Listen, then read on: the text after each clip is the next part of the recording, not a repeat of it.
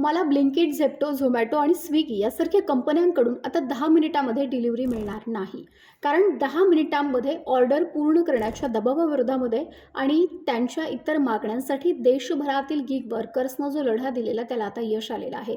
कामगारांच्या मागण्यांची सरकारनं दखल घेतलेली आहे आणि ऑनलाईन ऑर्डरमधून 10 मिनिटांचा डिलिव्हरीचा नियम हा काढला गेला आहे. त्यामुळे इथून पुढे ब्लिंकिट, झेप्टो, झोमॅटो आणि स्विगीवरून तुम्हाला 10 मिनिटांमध्ये तुमचं पार्सल हे पोहोच होणार नाही.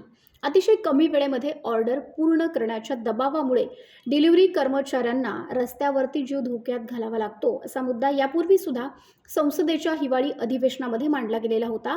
आपचे राज्यसभा खासदार राघव चड्डा यांनी या विरोधामध्ये आवाज उठवलेला.